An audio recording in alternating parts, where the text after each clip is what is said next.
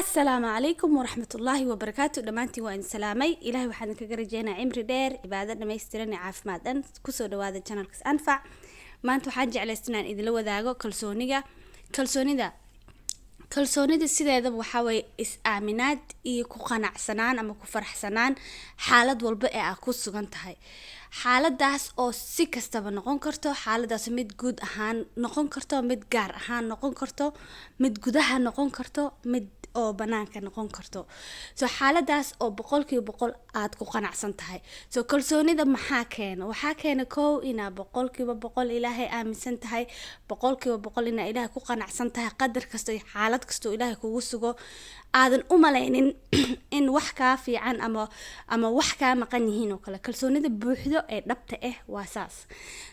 marka qofka isku kalsoon yahay maxaa u badanaya marka markuu isku kalsoon yahay waxa badanaya iimaankiisa markuu u batana wuxuu aaminsan yahay qadarka, wuxuu ku qanacsan yahay xaalad kasto ku sugan yahay, iimaankiisa u badanayo, Ilaahay xiriirkiisa iyo maaragtay ku dhawaashaha Ilaahay u badanayo.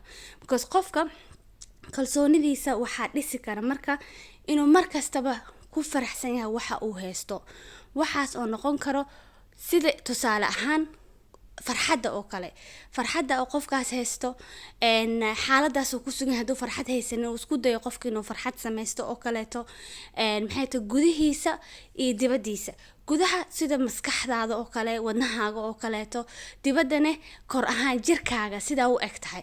yes waa isqurxin kartaa, yes waa ma aragtay isku dardari kartaa, balse mararka qaar ina ogaatid adoo wax kale oo extra isticmaalayna isku kalsoon tahay, ina aaminsan tahay ina qurux badan tahay sidoo Ilaahay kuu abuuray.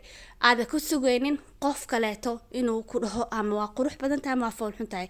marka aad isku kalsoon tahay waxaad ogaanaysaa oo aaminsan tahay wax walba oo dibadda ka imaado sida waxyaabaha ama la marsado ama la xirto oo kale inuu ka dhigayno qof cusub adiga tahay qofkii balse aad isku kalsoon tahay wax kasto aad tahay waxaas la'aantood.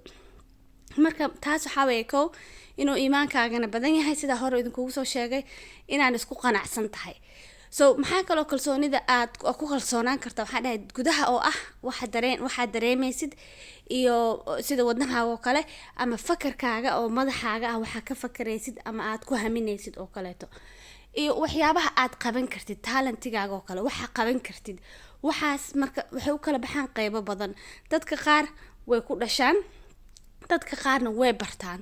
wixii marka ku celcelisid wixii aad rabtay aad ku celcelisid oo waxa abuuraysa kalsooni sababtoo ah waxa markaad hore u aqoonin oo Ilaahay ku siinin gift oo waa baran kartaa. marka barati ka bacdi waxa ogaanaysaa waxa sida loo sameeyo waxyaabaha lagaaga baahan yahay inaad si fiican u sameysid. ka bacdina waa isku kalsoonaanaysaa, qof kalena waa u sii gudbin kartaa, qof kalena waa sii bari kartaa.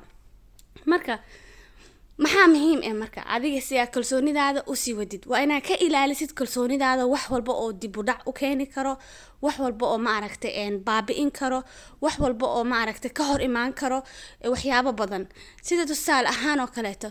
haddaad rabtid kalsoonidaada inay mar walba buuxdo, mar walba joogto, waxa ugu horeeya waxa weeye inay salaadaada markasta sugan tahay. sababtoo ah Ilaahay markaa ku xiran tahay oo ku xiriirsan tahay, Ilaahay ayaa ku toosinayo oo ku guide gareenayo. Ilaahay wuxuu kugu toosinayaa waxa adiga run ahaantii ku anfacayo, run ahaantii sababta weyn oo Ilaahay ku keenay halkan inta joogtid uu rabo in waxa ka qaadaysa adduunkan oo kugu aadinaya marka Ilaahay mar walba u duceysatid. ka bacdina maxaa ogaanaysaa waa ku qanacsanaanaysaa go'aan kasto. marka ku qanacsan tahayna maxaa imaanayo inaad ku kalsoon tahay xaalad walba ee aad maraysid. xaaladaas oo noqon karto mid dhib badan oo caqabado badan ama mid fudud oo farxad badan. mid kasta ahaata waxa noqonaysaa qof maskaxiyan diyaar ah, emotion ahaan diyaar ah oo wax walbana dhabarka u xirtay. marka muhiimadda ugu muhiimsan waxa weeye adiga kalsooni sideedaba mararka qaar way hoos u dhacdaa, mararka qaarna kor ay aadaa, mararka qaarna dhexdhexaad ay ahaataa. waa caadi. emotionka bini'aadamka ku xiran tahay, dareenka qofka bini'aadamka ku xiran tahay. maalin walba meesha joogtay ma joogaysid. bini'aadana tahay xanuun maanta haduu ku haysto, farxad hadee ku haysto waa isbedeleena ma fahantay. balse waxa muhiim ah mar walba inaad dib isku soo celin kartid wixii ka maqnaan aad raadsan kartid, wixii aad haysatay Ilaahay ku mahadin kartid.